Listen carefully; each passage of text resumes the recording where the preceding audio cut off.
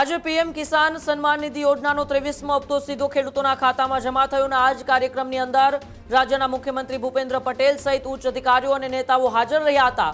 આ જ કાર્યક્રમની અંદર રાજ્યના મુખ્યમંત્રી ભૂપેન્દ્ર પટેલે ખેડૂતોને પ્રાકૃતિક ખેતી તરફ વળવાનું આહવાન કરતાની સાથે સાથે રાજ્ય સરકાર ખેડૂતો માટે કેટલી કટિબદ્ધ છે, રાજ્ય સરકારની એવી કઈ કઈ યોજનાઓ છે જે ખેડૂતોને સીધો ફાયદો અપાવે છે તેમની વાત કરતા રાજ્યના મુખ્યમંત્રી ભૂપેન્દ્ર પટેલે શું કહ્યું, आओ આપણે રાજ્યના મુખ્યમંત્રી ભૂપેન્દ્ર પટેલને સાંભળીએ। માન્ય વડાપ્રધાનશ્રીના વરદ હસ્તે વર્ચ્યુઅલ માધ્યમથી પીએમ કિસાન સન્માન નિધિ યોજના અંતર્ગત રાજ્યના 51 લાખથી વધુ ખેડૂત કુટુંબોને 23મા હપ્તા સ્વરૂપે 1025થી વધુની સહાયનું ડીબીટી મારફતે વિતરણ તથા મિલેટ મેળા અને કૃષિ મેળાના કાર્યક્રમમાં આપણી સૌની સાથે મંચ ઉપર ઉપસ્થિત મારા સાથી મંત્રી શ્રી જીતુભાઈ વાઘાણી, શ્રી રમેશભાઈ કટારા, ગાંધીનગર જિલ્લા પંચાયતના પ્રમુખ શ્રી રાજેશકુમાર પટેલ, મારા સાથી ધારાસભ્ય શ્રીમતી રીટાબેન પટેલ, કૃષિ વિભાગના અગ્ર સચિવ Shri RC Meena, Gujarat agro industries કોર્પોરેશનના એમડી શ્રી વિજય ખરાડી, ગાંધીનગર જિલ્લા કલેક્ટર શ્રી રવિન્દ્ર ખટાલે, જિલ્લા વિકાસ અધિકારી ડોક્ટર હસરત જાસ્મીન, પશુપાલક નિયામક શ્રી ફાલ્ગુનીબેન ઠાકર, બાગાયત નિયામક શ્રી એચ.એમ. ચાવડા, ખેતી નિયામક Shri Aarti Rajput, agriculture technology management agency આત્માના નિયામક શ્રી સંકેત જોશી, આમંત્રિત સર્વે ખેડૂત મિત્રો, આમંત્રિત મહાનુભાવો, પ્રેસ મીડિયાના મિત્રો, સૌને મારા નમસ્કાર। વિશ્વ નેતા અને યશસ્વી વડાપ્રધાન આદરણીય નરેન્દ્રભાઈ મોદીએ તેમના વડાપ્રધાન તરીકેના સળંગ 12 વર્ષ સુશાસનના પૂર્ણ કરીને આગળ વધી રહ્યા છે અને માન્ય વડાપ્રધાન શ્રીએ હર હંમેશ ખેડૂતોના કલ્યાણને અને એમના માટે નીતિ નિર્માણ કરીને ખેડૂતો સમૃદ્ધ થાય અને ખેડૂતો આગળ વધે એના માટે હર હંમેશ કાર્ય કર્યું છે અને જે પણ પરિસ્થિતિ સર્જાય એ પરિસ્થિતિમાં ખેડૂતને તકલીફ ઓછામાં ઓછી પડે એના માટે હર હંમેશ એમણે દૂરંદેશી કે ભાઈ આગળનું વિચારીને એના માટેના પગલાં ભર્યા છે। ખેડૂતો અને ખેડૂતો માટેની તકલીફમાં મુખ્ય પાણીની વાત છે અને જો પાણી ન હોય તો ખેડૂત તરીકે આપણી તકલીફો કેટલી બધી વધુ હોઈ શકે એ ગુજરાતમાં અહીંયા બેઠેલા ઘણા બધાએ અનુભવેલી છે કે જો પાણી ન હોય તો આપણી પરિસ્થિતિ શું થાય। વરસાદ અને વરસાદનું પાણી પણ પહેલા આપણે એકલા વરસાદી ખેતી કરતા હતા, હવે નહેર ને બધું થવાથી આપણે ત્રણેય પાક લઈ શકીએ એ પ્રમાણેનું માન્ય વડાપ્રધાન શ્રી જ્યારે અહીંયા મુખ્યમંત્રી હતા ત્યારે આયોજન કર્યું અને એનો લાભ અત્યારે આપણને મળી પણ રહ્યો છે। પણ જ્યારે આજે વરસાદ માટેની આગાહી આપણે થતી હોય છે, દર વર્ષે થતું હોય છે। આ વખતે અલ નીનો એટલે કે આ વખતે વરસાદ જે 100% થતો હોય કે આપણા ત્યાં આગળ 70% વરસાદ થતો હોય તો આ વખતે 10-20% એનાથી ઓછો થાય એવી પરિસ્થિતિ સર્જાઈ શકે એવું અનુમાન છે। આપણે અત્યારથી એના માટે ગભરાવાની વાત ના હોય પણ આપણે અત્યારથી માનસિકતા આપણી બનાવી દેવી પડે કે ભાઈ વરસાદ ઓછો પડે તો આપણે કયા કયા પગલાં લેવા જોઈએ, કયો બીજ વાવવું જોઈએ જેથી કરીને પાણીની ઓછી જરૂરિયાત પડે અને સરકાર તરીકે અત્યારે અમારી પાસે નર્મદાનું પાણી ક્યાંક ક્યાંક વધારે હોય તો એના માટેનું આયોજન પણ સરકારે કરી દીધું છે અને તળાવો ભરવાથી માંડીને ડેમમાં પણ નર્મદાનું પાણી જ્યાં જ્યાં ભરવા જેવું યોગ્ય છે ત્યાં આગળ ભરવાનું ચાલુ કરાવી દીધું છે। એટલે અને હર હંમેશ કે ભાઈ આજે જે પ્રમાણેની આપણા ખેતરો અને ખેતરો માટે પણ ખેત બચાવો અભિયાન આ અંતર્ગત પણ વાત એક જ આવે છે કે આપણા જમીનનું જે સ્વાસ્થ્ય બગડી રહ્યું છે, એ બગડી રહેલા સ્વાસ્થ્યમાંથી ખેતરનું સ્વાસ્થ્ય કેવી રીતે સુધરે, અને ખેતરનું સ્વાસ્થ્ય સુધરશે તો આપણું સ્વાસ્થ્ય, આપણા ફસલનું એટલે કે આપણા પાકનું પણ સ્વાસ્થ્ય સુધરશે, અને આવનારી પેઢી એટલે કે આપણે જો અનાજ ખાતા હોઈએ તો આપણું પણ સ્વાસ્થ્ય સુધરે, એના માટેનો પ્રયત્ન કરી રહ્યા છે.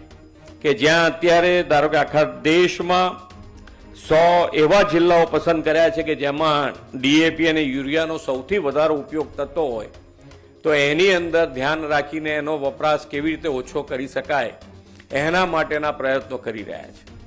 અને એ જ પ્રયત્નના ભાગરૂપે આજે આખા દેશમાં માન્ય વડાપ્રધાનશ્રીએ પ્રાકૃતિક ખેતી અને પ્રાકૃતિક ખેતી અંતર્ગત આ આખું અભિયાન આખા દેશમાં ચલાવી રહ્યા છે.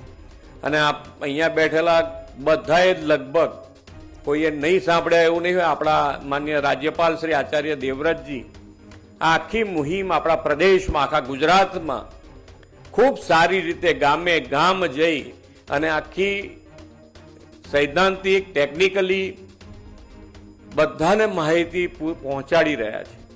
દરેકના મગજમાં ઉતરે, વ્યવહારિક રીતે ઉતરે, કેવી રીતે સ્થળ ઉપર, જમીન ઉપર આપણે કેવી રીતે આ પ્રાકૃતિક ખેતી ઉતારી શકીએ એના માટેનો પ્રયત્ન કરી રહ્યા છે.